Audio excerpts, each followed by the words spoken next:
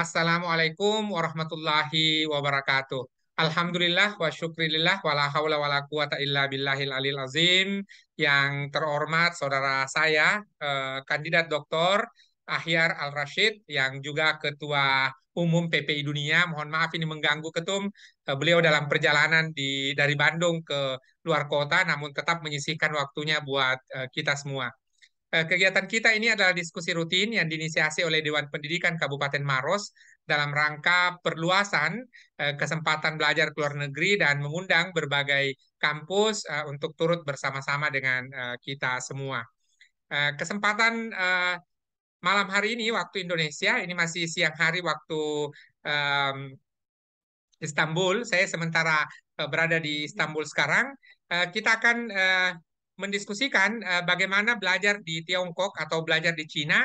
Dan dalam kesempatan kali ini saya mengundang satu kandidat doktor di Tianjin University yang juga adalah ketua PPI Dunia, saudara saya, kandidat doktor Ahyal Ar-Rashid. Mudah-mudahan dalam perjalanannya beliau karena lagi di kereta ini bisa tetap bersama-sama dengan kita. Bagi yang Muslim, saya mengundang untuk kita buka sama-sama diskusi ini dengan membaca basmalah. Bismillahirrahmanirrahim. Selanjutnya, soal perkenalan, Anda sangat kenal sekali. Ini karena tokoh pemuda, bukan lagi tokoh pemuda di Jabar dan di Indonesia saja. Beliau juga adalah tokoh pemuda di dunia, ya, sehingga profilnya di Instagram, di Facebook, di berbagai laman website Anda bisa lihat. Jadi saya tidak perlu memperkenalkan. Selanjutnya saya serahkan sepenuhnya ke Kang Ahyar. Kita mulai dari pemaparan dulu. Nanti setelah ini kalau ada yang mau bertanya, tahan dulu pertanyaannya. Eh, Boleh di chat box, nanti tinggal raise hand kalau ada pertanyaan. Ya, topik kita sekali lagi adalah bagaimana belajar sampai ke Tiongkok. Ada satu booklet yang disiapkan oleh PPI Tiongkok di sini adalah panduan beasiswa di Cina. Dengan izin Kang Ahyar, nanti mohon izin saya sebar juga ke para peserta. Silakan Kang, mangga. Baik, terima kasih banyak. Assalamualaikum warahmatullahi wabarakatuh. Salam Om Waalaikumsalam Swastiastu, warahmatullahi Namo wabarakatuh. Buddhaya, salam kebajikan, salam sejahtera untuk kita semua, salam perhimpunan, salam 24 jam. Jadi kami punya salam itu salam 24 jam karena kami biasanya kalau di Perhimpunan Pelajar Indonesia Dunia itu eh, perbedaan waktu yang sangat ekstrim sehingga kita punya salam khusus yaitu salam 24 jam.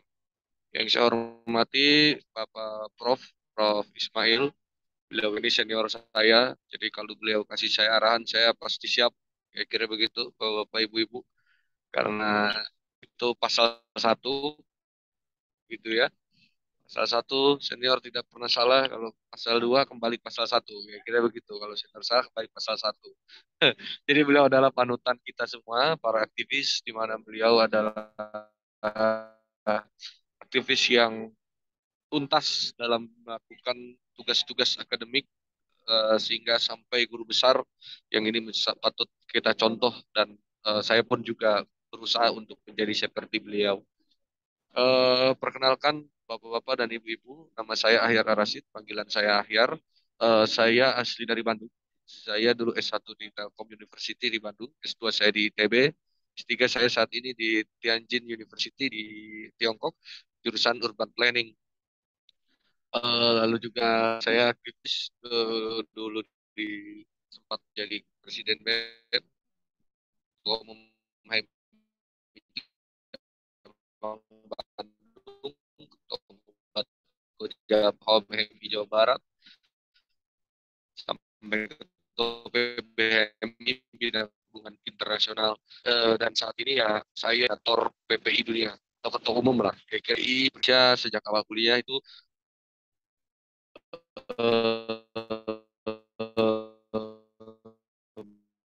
berproses ya sejak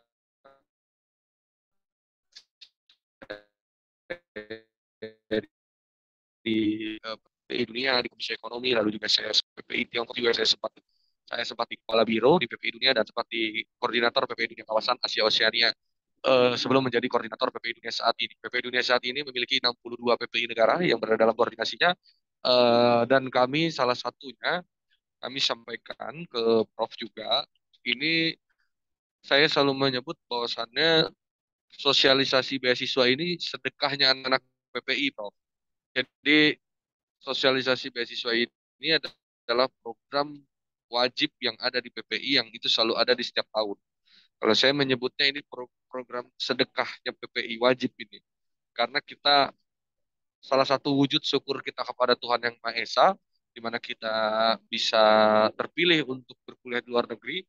Wujud syukurnya adalah kita harus menyampaikan, menginformasikan, dan mensosialisasikan informasi-informasi beasiswa ini kepada teman-teman kita, saudara-saudara kita, adik-adik kita, dan seluruh mahasiswa dan siswa yang ada di Indonesia.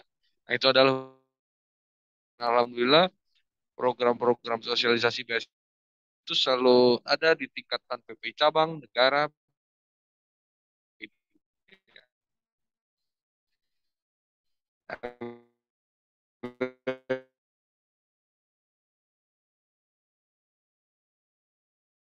PPI Indonesia dan PPI Edufest.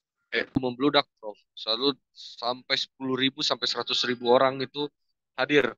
Gitu ya, total itu ya. Karena kan PPI Edufest ini berseri-seri. Itu ada sosialisasi dari Italia, Irlandia, Estonia, Islandia, Amerika Serikat, dan lain sebagainya. Nah, ini saya pikir nanti juga kita bisa kerjasama secara langsung.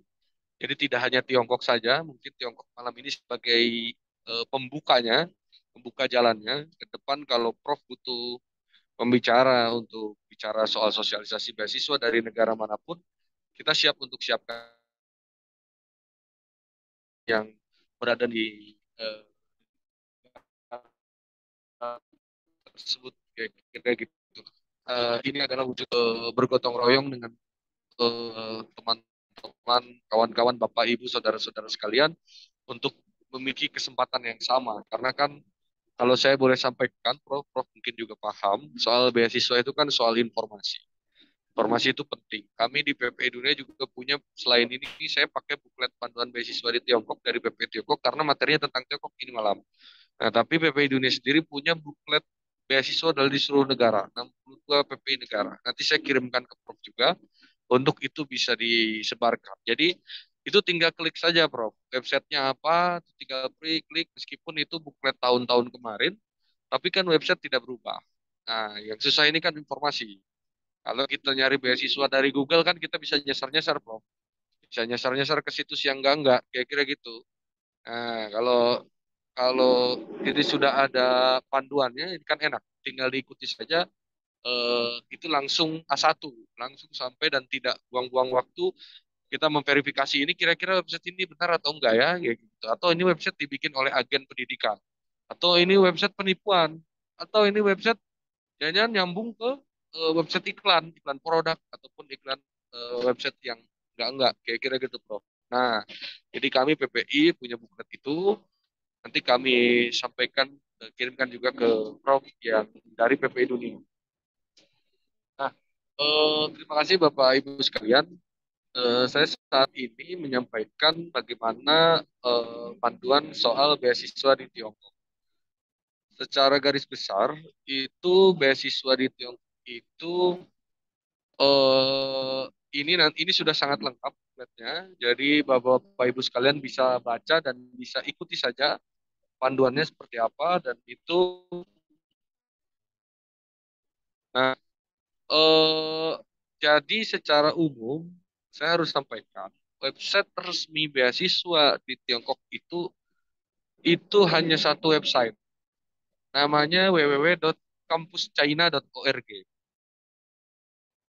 Campus ya, campuschina.org. Jadi itu adalah website satu portal beasiswa China. Nah, jadi Bapak Ibu sekalian bisa mengecek di website tersebut. Di dalam buklet ini ya. Nah, itu satu yang perlu saya sampaikan. Di situ nanti Bapak Ibu sekalian bisa mendapatkan informasi soal kampus, soal jurusan, bahkan nanti saat mengisi aplikasi beasiswa pun dari website tersebut. Nah, jadi website itu website satu pintu soal beasiswa di China. Nah, itu yang pertama. Yang kedua, itu terkait dengan beasiswa di Tiongkok. Kebetulan saya penerima beasiswa Chinese Government Scholarship. Jadi beasiswa Tiongkok tuh ada macam-macam. Satu, ada Chinese Government Scholarship atau beasiswa pemerintah Tiongkok. Nah, ini ada di halaman 16, ada beasiswa pemerintah Tiongkok namanya. Nah, itu satu. Yang kedua, ada beasiswa Confucius Institute. Nah, kalau Confucius Institute ini biasanya beasiswa terkait dengan bahasa. Nah, lalu yang ketiga, ada yang namanya beasiswa dari pemerintah daerah Tiongkok. Itu ada. Lalu ada beasiswa kampus, universitas. Lalu ada juga beasiswa presiden, presiden Tiongkok ya. Lalu yang kedua terakhir ada beasiswa Kementerian Perdagangan dari Tiongkok ya, MOFCOM. Lalu yang terakhir ada beasiswa Belt and Road Initiative, beasiswa OBOR atau BRI. Nah, beasiswa OBOR atau BRI ini beasiswa yang untuk negara-negara yang kemungkinan besar dilalui atau menjadi grand plan-nya Tiongkok dalam jalur Sutra Baru, Belt and Road Initiative. Nah, pertama saya mau jelaskan dulu terkait dengan beasiswa pemerintah Tiongkok. Nah, beasiswa pemerintah Tiongkok ini itu bapak-bapak, ibu-ibu itu harus memantau pengumuman di website embassy atau website kedutaan Tiongkok untuk Indonesia. Ada id.china-embassy.org. Nah, jadi itu di website kedutaan besar Tiongkok yang ada di Indonesia. Nah, itu bapak-bapak, ibu-ibu harus pantau dari bulan Desember sampai April. Nah, ini nggak tentu bukannya. Kadang bukannya Desember, kadang bukannya Januari, kadang bukannya Februari, tapi harus pantau dari bulan Desember. Nah, itu biasanya sampai April, nanti kemudian itu nanti ditutup sampai pertengahan Februari. Sorry, dibukanya Desember sampai April itu harus dipantau. Nah, itu nanti biasanya pengumuman itu Juli, Agustus berangkat. Nah, kira-kira gitu. Kebetulan saya beasiswa itu. Nah, apa saja syarat-syaratnya yang perlu disiapkan? Saya juga agak agak apa ya, agak surprise gitu Bapak Ibu. Jadi syaratnya ini memang syaratnya umum. Itu sepengalaman saya itu seleksi berkas. Jadi yang pertama ada download aplikasi dari kampuschina.org. Lalu yang kedua ada download dan isi formulir pendaftaran dari universitas China terkait. Lalu yang ketiga ada legalisir dokumen diploma tinggi. Legalisir ini ijazah ya, ijazah kita dilegalisir pakai bahasa Inggris gitu ya, itu biasanya dari kampus masing-masing. Lalu legalisir transkrip nilai, lalu study plan dan research proposal. Jadi study plan ini ya terkait tentang rencana kita setelah kita lulus beasiswa itu kita mau ngapain saja kuliah di Tiongkok. Lalu yang kedua, setelah kita selesai kuliah kita mau ngapain. Itu pun riset proposal kita mau riset apa. Biasanya kalau saya kemarin melanjutkan proposal S2 saya. Kira-kira gitu. Nah, lalu ada recommendation letter, surat rekomendasi. Ini guru atau profesor yang mengerti kita. Misalnya di kampus kita bisa rekomendasi dari rektor atau dari dosen pembimbing dan lain sebagainya. Dan lalu ada language proficiency test. Nah, tes bahasa ini. Kalau bapak-bapak ibu-ibu pernah tes HSK, HSK ini bahasa TOEFL Mandarin, ini sertakan saja. Tapi kalaupun tidak apa-apa. Pakai IELTS, TOEFL atau sertifikat bahasa Inggris. Nah, saya mau sampaikan berapa skornya. Nah,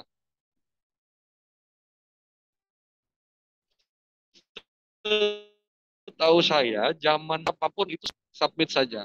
Tapi informasinya katanya sekarang sudah ada apa ya namanya syarat skor. Nah, makanya soal perubahan-perubahan syarat ini kan hal yang biasa ya, sangat dinamis sekali setiap tahun. Itu harapan saya bahwa Bapak Ibu sekalian itu bisa lihat di website embassy, website kedutaan Tiongkok. Nah, tapi sepengalaman saya memang eh, Tiongkok itu tidak pernah mensyaratkan standar bahasa Inggris yang tinggi. Gitu. Jadi Mereka biasa saja karena toh nanti di sana kita kalau kelas bahasa Inggris juga wajib belajar bahasa Mandarin karena kita harus skor HSK-nya harus HSK 3, kalau tidak kita tidak akan bisa sidang kira-kira. Nah, yang terakhir sertifikat-sertifikat penghargaan lain. Jadi standar dan itu pengalaman saya itu hanya seleksi berkas, Prof. Jadi tidak ada wawancara, tidak ada tes tulis dan lain sebagainya. Jadi sangat-sangat mudah sekali dan saya entah apa yang menjadi parameter penilaian mereka bedakan kita dengan yang lain, tapi itu pure hanya seleksi berkas. Nah, itu yang harus enaknya dari CGS ini. Nah, itu terkait Chinese Government Scholarship. Nah, itu berapa dapat beasiswanya? S1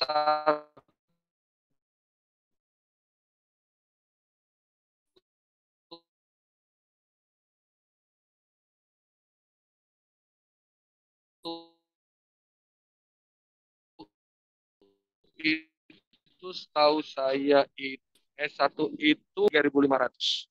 Dan untuk tempat tinggal asrama itu sudah gratis. Kita tidak perlu lagi untuk bayarkan. Jadi uang satu saku kita kisaran 7 juta sebulan. Kalau S2 itu 3.000 yuan, berarti 6 juta.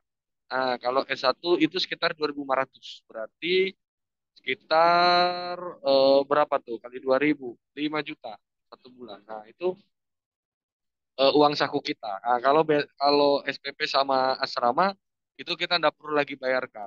Nah, kira-kira gitu. Lalu beasiswa kedua ada Confucius Institute Scholarship. Ini beasiswa yang bagi kita yang memiliki kesukaan dan memang concern ingin bisa bahasa Mandarin. Nah, jadi beasiswa bahasa lah.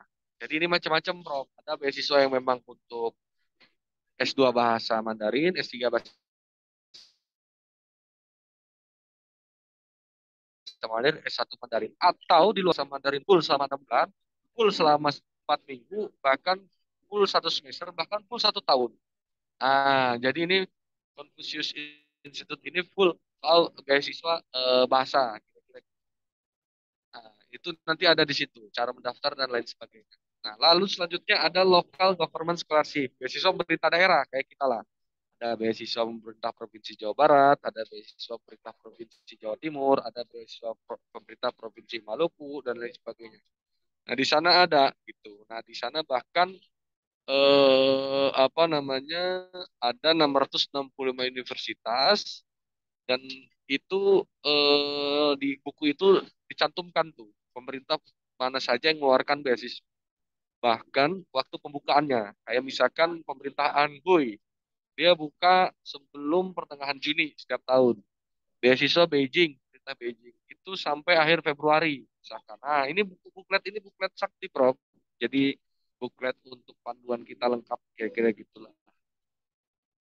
Nah, selanjutnya soal itu lengkap tuh. Lalu ada Chinese University Scholarship atau Presidential Grants. Kalau ini di mana kita apa namanya untuk beasiswa penuh yang didanai di Tiongkok ini kira-kira sama lah sama CGS. Ada beasiswa Enterprise Scholarship, ada beasiswa MOFCOM. Kalau MOFCOM ini didanai oleh Kementerian Perdagangan. Nah, setahu saya beasiswa MOFCOM ini beasiswa yang paling besar dapat dapat uang sakunya ya, eh, Prof gitu. Tapi memang beasiswa ini saya jarang mendengar banyak orang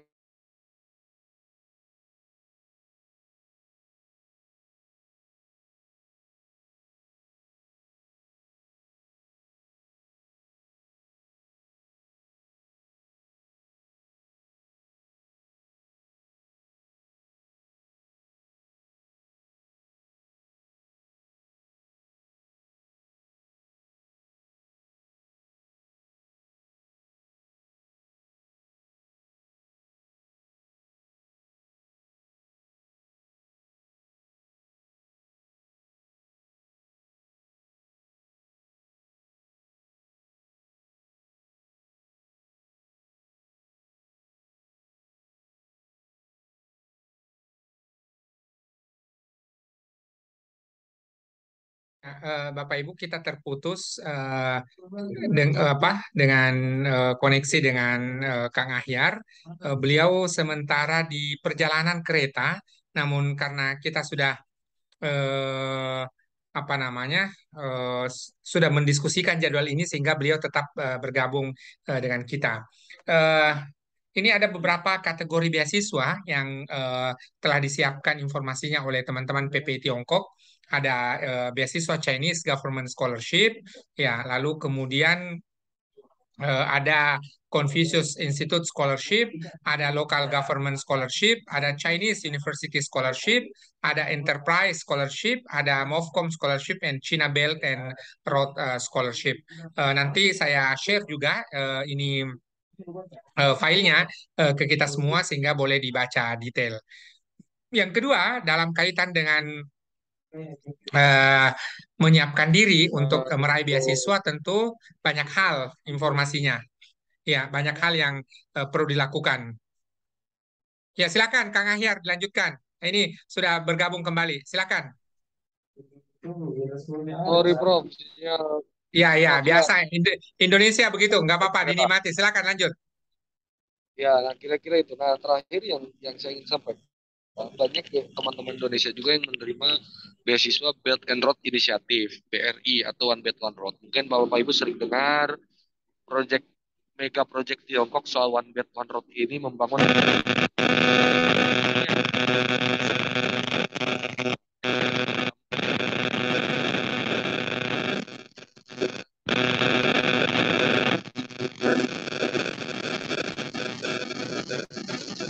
negara yang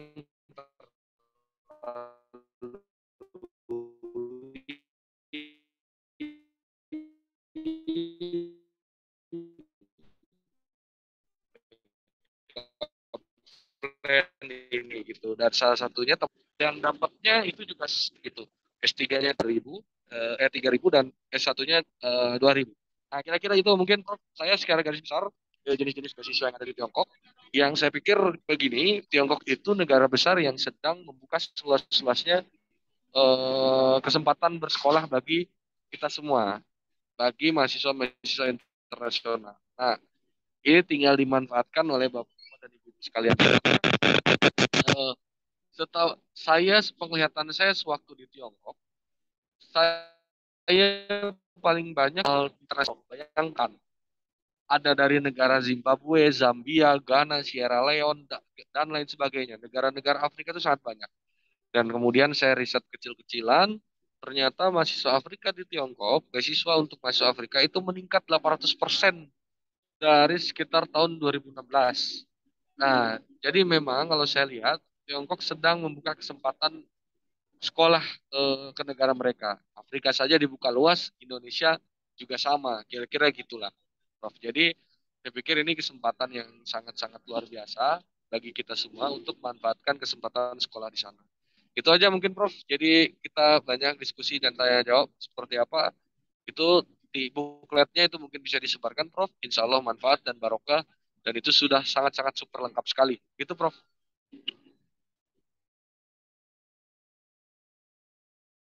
Terima kasih Kang Ahyar, walaupun beliau di tengah-tengah perjalanan, namun tetap bersedia berdiskusi dengan kita, sehingga kita sudah mendapatkan informasi yang sangat lengkap sekali terkait dengan beasiswa. Untuk bukletnya yang disampaikan tadi oleh Kang Ahyar ada di chatbox, silakan boleh di download dan itu adalah apa terbuka untuk semuanya. Yang kedua adalah boleh jadi Kang nanti setelah ini kita perlu rapat online terkait dengan prakarsa ini kalau ada 62 PPI sedunia. Kalau kita kemudian undang satu persatu, maka itu perlu 62 minggu. Itu menjadi satu sedekah yang sangat bagus sekali. Kita boleh mengorganisir dan nanti kita boleh melibatkan DEMA ataupun BEM atau apapun namanya di kampus kita masing-masing sehingga kita boleh rutin melaksanakannya. Yang terakhir adalah tahun ini kita tuan rumah G20 dan tahun depan kita tuan rumah Asia Tenggara, ASEAN, maka boleh jadi bersama-sama dengan 62 PPI kita undang siapa yang mau menulis tentang Indonesia dan kita translate sebagai contoh Indonesia dan China, Indonesia dan Polandia dan seterusnya. Ini boleh menjadi satu prakarsa bagi kita sehingga kemudian boleh menjadi satu platform kebermanfaatan antara Dewan Pendidikan Kabupaten Maros dengan juga PPI Dunia. Silahkan Bapak Ibu saudara-saudari kalau ada pertanyaan, ada komentar, ada hal-hal yang belum jelas dari paparan Kang Ahyar tadi, termasuk adalah tentu kalau kita menyebut Cina, selalu saja asosiasinya adalah komunis. Ya, komunis ini adalah merupakan satu sistem pemerintahan, namun pada saat yang sama saya sebelum pandemi memiliki kesempatan ke Shenzhen, ada orang Cina mengatakan saya komunis dan saya Muslim. Artinya bahwa bagi orang-orang Cina, orang-orang Tiongkok, sistem pemerintahan mereka adalah komunisme, namun kemudian secara individu tetap saja mereka boleh menganut agama yang mereka pilih masing-masing. Oleh karena itu muncullah kosakata tadi saya komunis dan saya Muslim. Tapi itu tentu bahasa yang sangat bombastis ya. Kalau kita tidak mengejanya secara jernih, boleh jadi kita emosional. Tetapi itu dua hal yang terpisah. Silahkan sekali lagi Bapak Ibu kalau ada pertanyaan, ada komentar, ada hal-hal yang ingin ditanyakan sekaitan dengan paparan Kang Ahyar tadi dengan beasiswa Tiongkok, silahkan. Ada pertanyaan ini Kang ke saya. Selain persiapan bahasa Inggris, seberapa level yang harus kita tuntaskan untuk belajar bahasa Cinanya. Jadi sebelum kita berangkat ke Tiongkok, kita belajar bahasa Mandarin itu berapa level? Silahkan Kang. Saya pegang sebentar. Balikin dulu.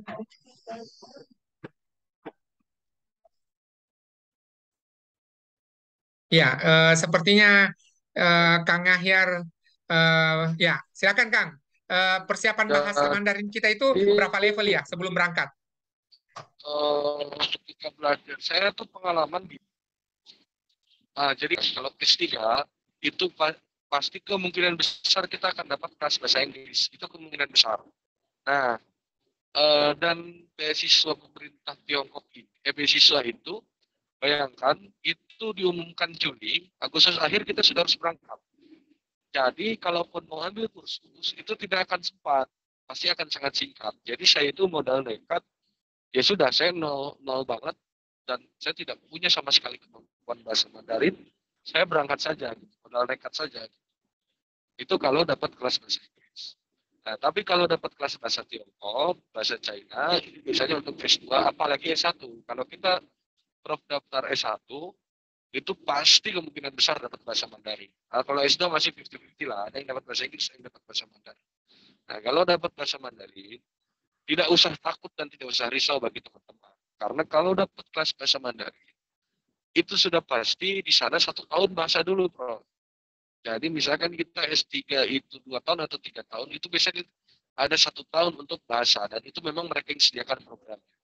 Jadi memang kalau kuliah ke Tiongkok ini modal nekat saja, modal besar aja. Jadi belajarnya di sana gitu. Kira-kira gitulah. Mau kelas bahasa Inggris, nah tinggal belajar di sana. Kita datang, itu kan pesan taksi, pesan apa, itu kan normal ya, diantar ke kampus gitu. Nah, jadi modal nol aja. Apa yang bahasa Mandarin itu lebih enak buka kursus di sini, ambil kelas di sini dan lain sebagainya gitu. Itu sih Prof.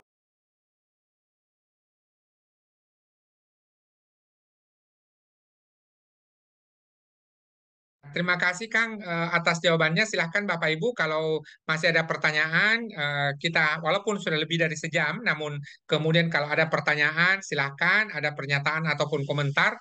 Nanti sebelum kita akhiri diskusi kita akan mohonkan sekali lagi closing statement dan juga saya share screen di sini. Paling tidak saya ada dua proposal untuk PPI Dunia.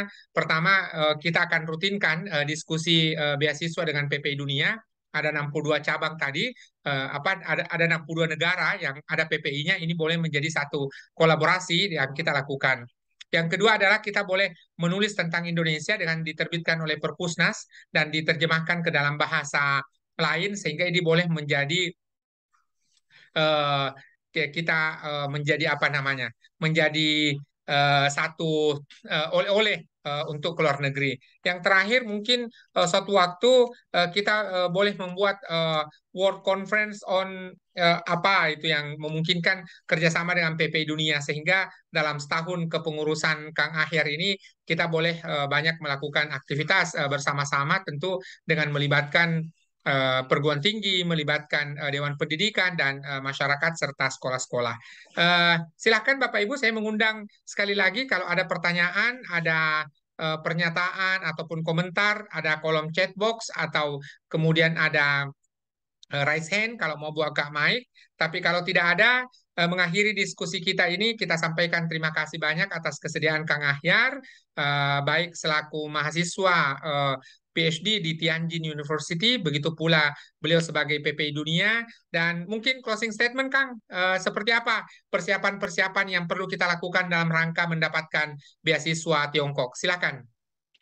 Baik, terima kasih Prof atas diskusinya.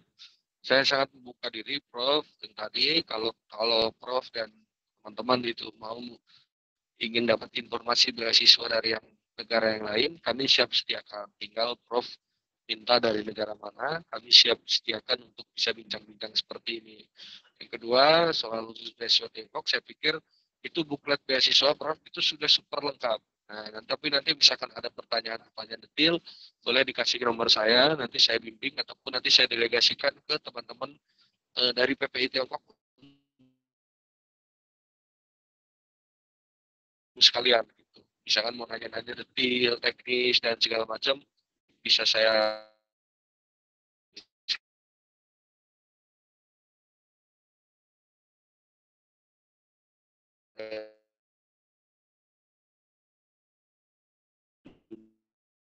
guru besar, bahkan kuliah di luar negeri dan lain sebagainya, itu adalah panutan kita dan itu kita dalam hal ini sedang menjalankan patronase yang sedang kita lakukan yaitu berkuliah di luar negeri.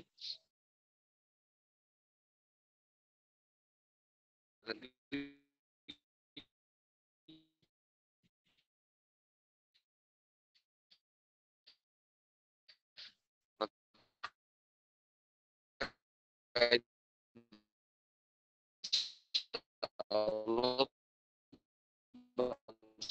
kita cakrawala orang-orang kita akan semakin luas dan akan semakin banyak pengetahuan yang bisa kita bawa untuk membangun negara. Jadi saya ini modal nekat, modal ngerti, nggak paham. Yang penting saya daftar. Terima kasih banyak, Prof. Terima kasih Kang Ahyar. Alhamdulillah Kang Ahyar telah memberikan tips dan juga informasi-informasi. Jadi kata kunci sebuah beasiswa adalah informasi yang tepat. Jangan sampai mendapatkan beasiswa informasi beasiswa dari sumber-sumber yang tidak jelas ataupun dari website phishing dan sebagainya. Maka itu perlu dihindari. Terima kasih kepada kita semua yang telah berkenan meluangkan waktu untuk berdiskusi dan terutama kepada Kang Ahyar dalam sela-sela perjalanan beliau pun masih bersama-sama dengan kita dan kesempatan kali ini tentu kita menyampaikan terima kasih. Mohon maaf atas segala kekurangan jikalau dalam memandu diskusi kita ada hal-hal yang tidak berkenan, ada hal-hal yang teknis yang kurang. Mohon maaf. Bersama-sama dengan Dewan Pendidikan Kabupaten Maros dan mitra perguruan tinggi yang ada dalam konsorsium perguruan tinggi, kami sampaikan terima kasih atas kesediaan kita semua untuk turut bergabung. Ada STAI DDI Maros, ada Stikes Salewangang, ada Kesehatan, Institut Teknologi dan Kesehatan Permata Ilmu, lalu kemudian ada Universitas Muslim Maros sebagai mitra Dewan Pendidikan Kabupaten Maros di Kabupaten Maros. Terima kasih Bapak Ibu sekalian. Demikian sampai di sini. Billahi taufiq wal hidayah. Wassalamualaikum warahmatullahi wabarakatuh. Selamat melanjutkan aktivitas, Kang Ahyar. Ya, selamat beristirahat Waalaikumsalam semuanya. warahmatullahi Ya, sampai wabarakatuh. jumpa. Terima kasih. Saya akhiri Zoom-nya.